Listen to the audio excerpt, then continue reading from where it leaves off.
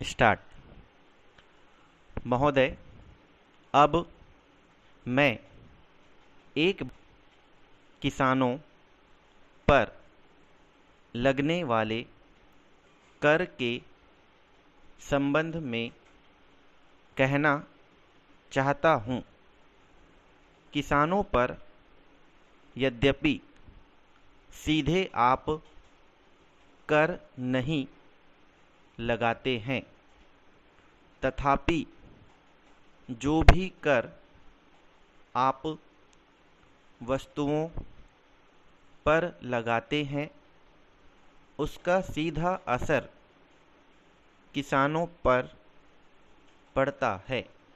इसके लिए किसानों को सहायता भी नहीं दी जाती है, जबकि बड़े लोगों को सरकार अनेक प्रकार से मदद देती है। किसान को जो कर्जा आप देते हैं, उस पर ब्याज की दर कम लगनी चाहिए। उसको जो बिजली आप देते हैं, उस पर दाम कम लगाया जाना चाहिए। उसकी भूमि का लगान आप कम कर दो। उसको जो पानी सिंचाई के लिए दिया जाता है, उस पर कर कम कर दो। इस तरह से आप किसान की सहायता करते हैं तो वह देश को अनाज पैदा करके दे सकता है। पैरा। महोदय, किसान देशभक्त भी है।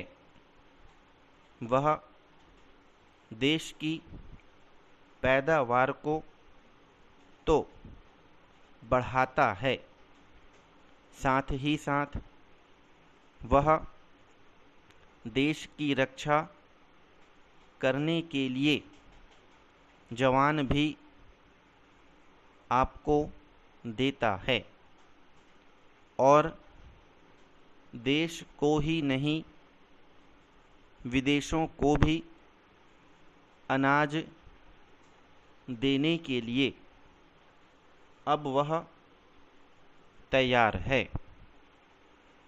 इसलिए सरकार का ध्यान किसान पर सबसे पहले जाना चाहिए। पैरा।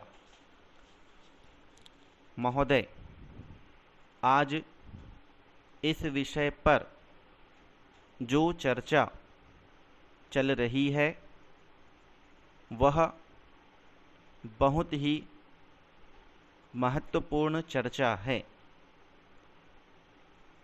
क्योंकि इसका संबंध सारी दुनिया की आधी आबादी से है।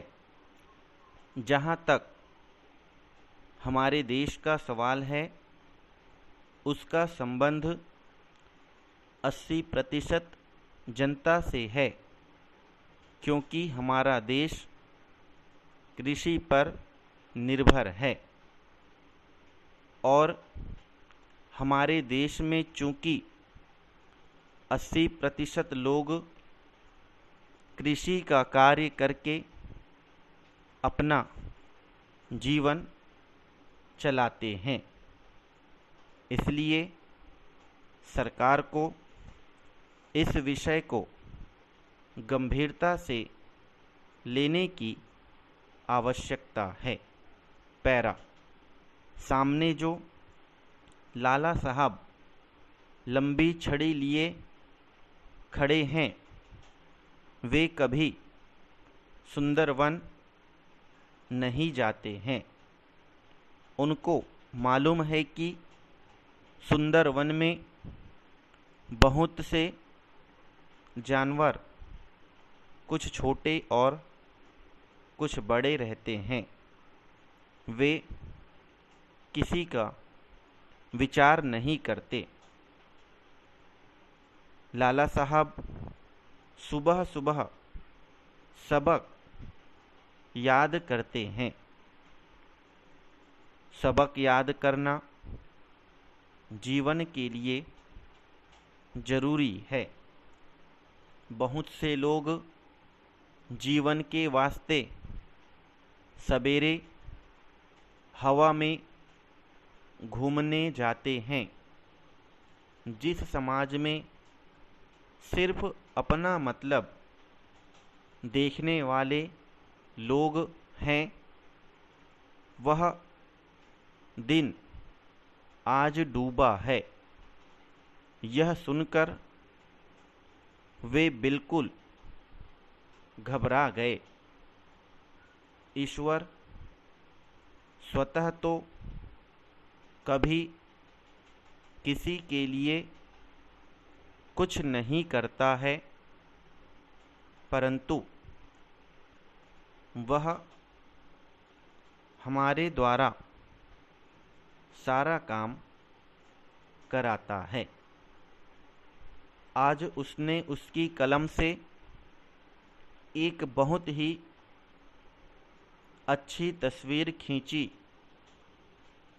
परंतु उसने न तुमको बुलाया, न ही तुम्हारे पास आया। स्टॉप।